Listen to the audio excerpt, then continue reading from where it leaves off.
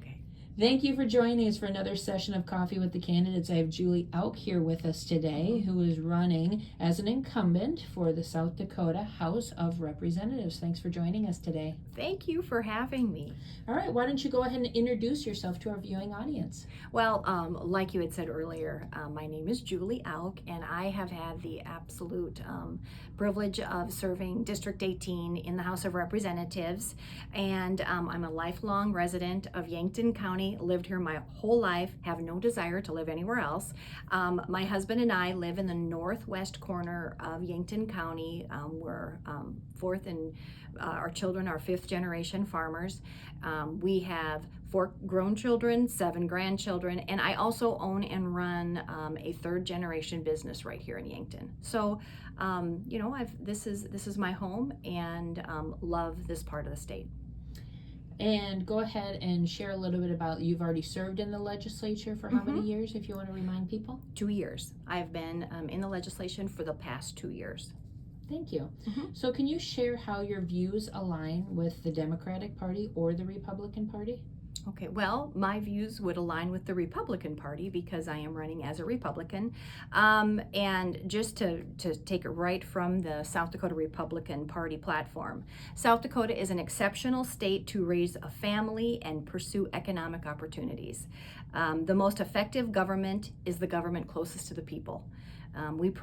We must protect our freedoms at every level. And I would say that would align with exactly the foundational beliefs that I have and take to peer when I serve the people of District 18. I am pro-life, I am pro-Second Amendment, of course pro-property rights, private property rights, and I believe in the Constitution and the Declaration of Independence, and I want to make sure that we never forget that under God the people rule in the state of South Dakota. So with South Dakota being a state that is funded primarily on property tax and sales tax, how do we continue to raise enough money for our state government to run effectively and create a prosperous environment for development? Absolutely. Well, in 2016, the South Dakota state budget was $3.1 billion with a B, a billion. And here we are in 2024, 8 years later, and we just approved a $7.3 billion budget in the state of South Dakota. Costs do go up, but I believe in fiscal responsibility, and I also believe that we need to look closely at where we are currently spending South Dakota taxpayer money, and maybe possibly we can be a little more responsible. We as legislators need to have and be creative in ways that we can cut the budget, or if we need to expand in areas, expand the budget. So, I think as of right now, and in the way that we are trending with our sales tax, and with a downturn in the economy, it could, of course, cause us to have a little bit of a haircut. But I think we have areas in which we can definitely take a peek at making some very serious cuts. So what are your views on funding the public education system in South Dakota, and what will help our kids in South Dakota be prepared for post-high school options? Okay, well, in the South Dakota Constitution, we are obligated to fund public education, and I certainly support that. And I also supported in the legislature this past year giving our teachers a raise, which I think they are foundationally important to educating our children. But currently the state of South Dakota is spending $3.5 billion in our public education from K all the way through our universities. So once again, how much is enough? When do we decide, or where do we need to maybe shift some dollars? And if there was any of that happening, it would definitely be towards teachers and helping teachers, of course, teach our children, our number one asset here in the state. And as far as helping our kids with post-high school options, start talking to them young. Start talking to them in the middle school years about careers that are available here in South Dakota.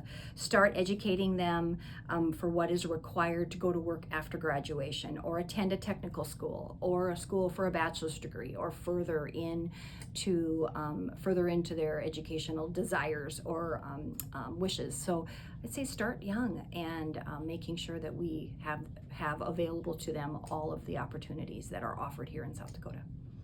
Property rights has been a big topic in the past few years. Explain your views on property rights.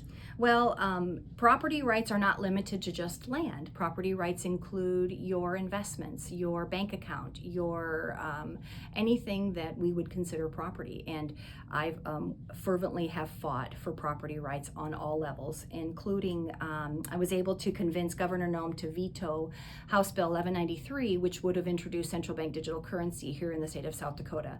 And very, very excited the fact that it was vetoed. We were able to put the brakes on that. And then, of course, in 2024, we passed a bill to ban central bank digital currency here in South Dakota. So basically protecting your ability to use real money versus money that is basically a digital currency. Also, of course, property rights have been a huge issue as far as land over the last 2 years, and this past year in legislation we passed a bill, SB 201, and that bill has been referred to the ballot, RL 21, and it is a bill basically that would take away the county, township, and municipalities' rights to regulate or put ordinances in place to regulate any kind of a transmission facility or CO2 pipeline.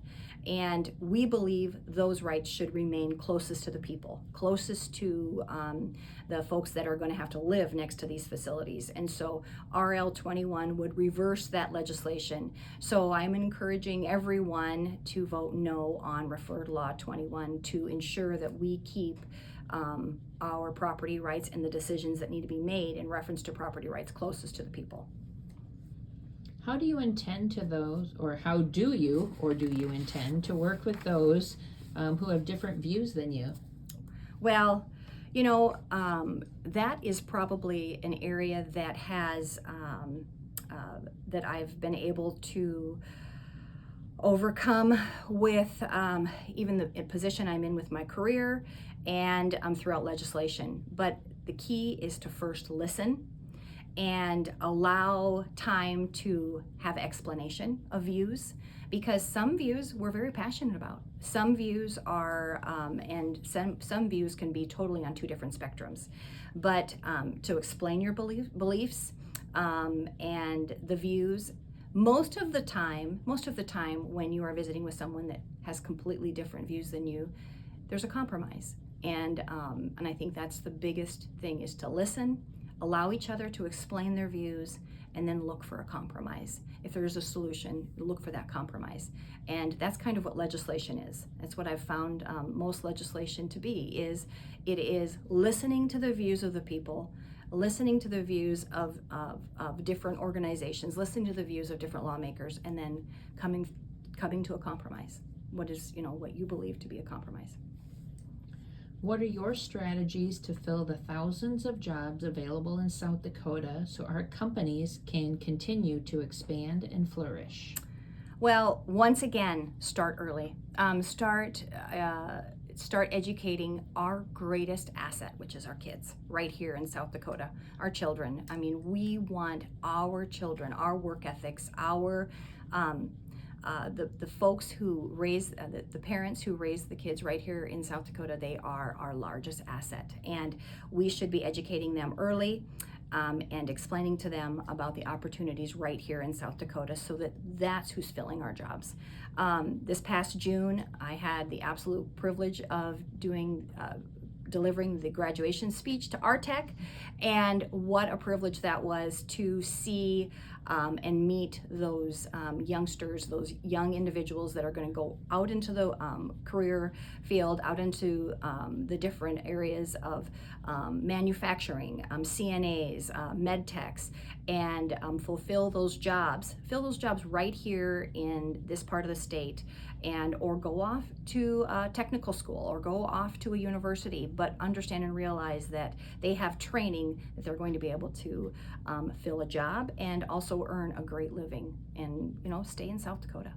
Yeah, the graduation that you're referring to for the viewing audience, there's a camp that's run in the summer. There's a CNA camp as well as a manufacturing academy. So those two come together for a joint graduation ceremony. So I just wanted to be clear, our tech does not do nurses training or any of No. that technical training year round. They just do that camp in the summer. Correct. But welding is available in CNC machining and other classes out at our tech Correct. for adults year round. Correct. But that is a fantastic event, yes. Yes.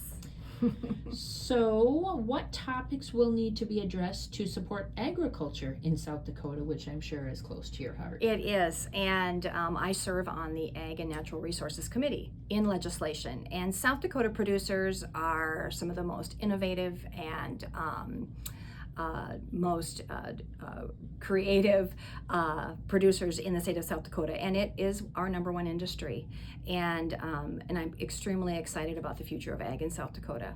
But agriculture has its challenges, and some of those challenges currently and right now facing Congress are the Sustainable Act. That is being voted on and being debated, where the current administration is looking at allowing private entities to invest in our natural resources, and allowing them to invest in set-aside acres. And I see that as a huge conflict. We see how lobbying and corporate dollars affect decisions made in legislation, and they're not always the best decisions made for South Dakotans. And the fear there would be that they would be influencing decisions that are being made in reference to our farming and ag farm ground, and ground that is used to produce food. The other area, there actually is several, but we'll just touch on a few.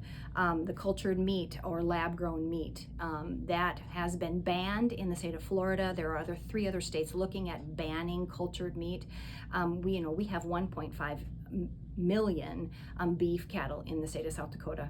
Do we want to be allowing a product to come into our state that we just aren't sure about exactly what is in it? And do we even want to allow that to be sold here, since our number one business is ag, and beef production is extremely important to us.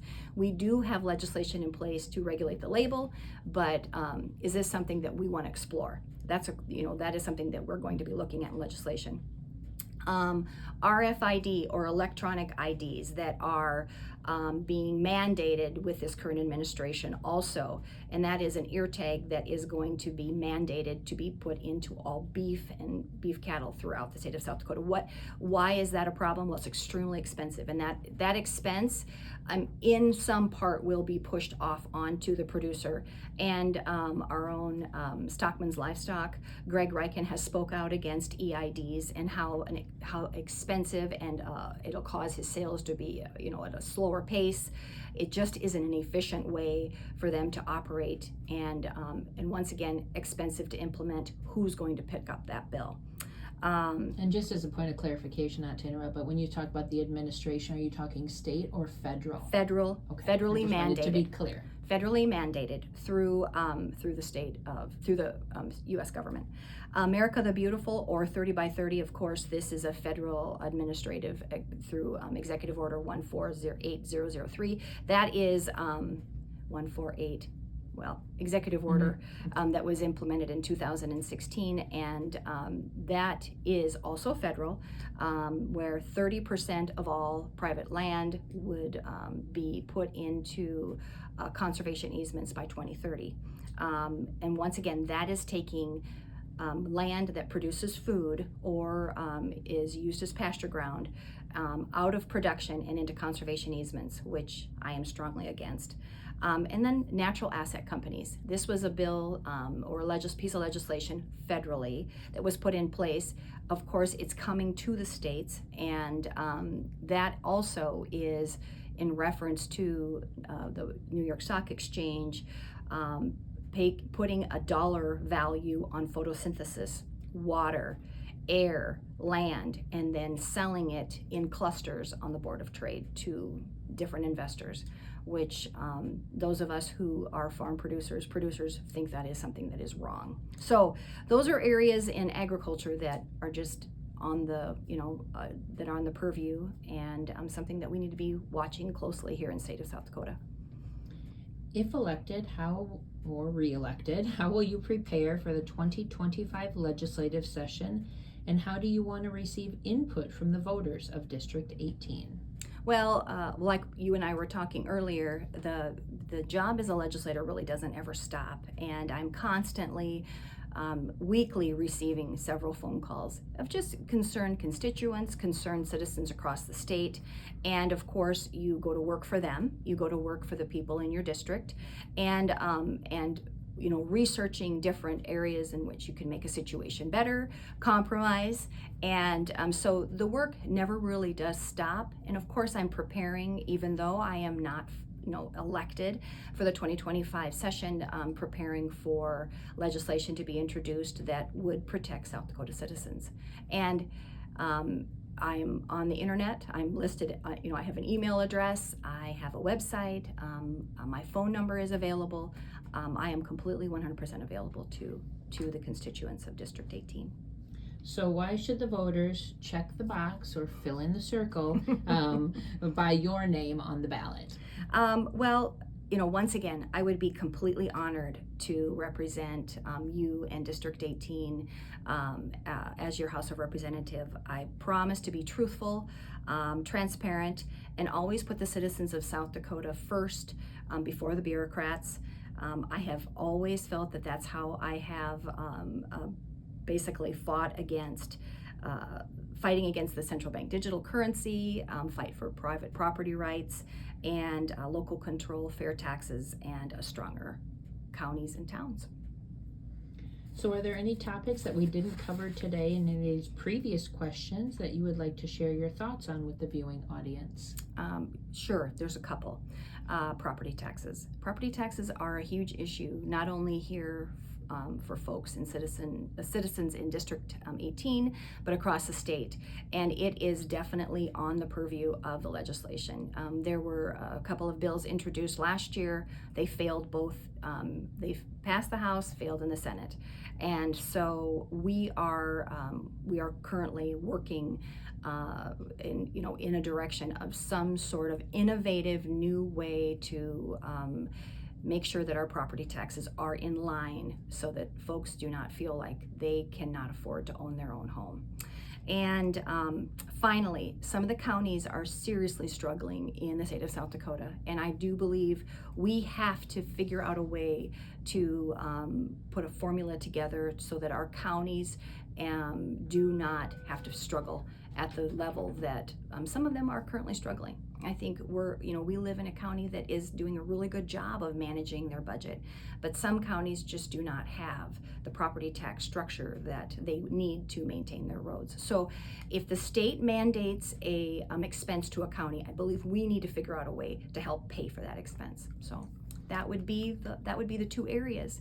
And once again, I just want to let everyone know that it has been an absolute honor to serve them in the legislature. And I would once again like to be reelected to House of Representatives. And under God, the people rule. Well, Julie, thank you for joining us here today. And once again, you can start absentee voting on Friday, September 20th. And actual election day is Tuesday, November 5th. Thank you. Thank you.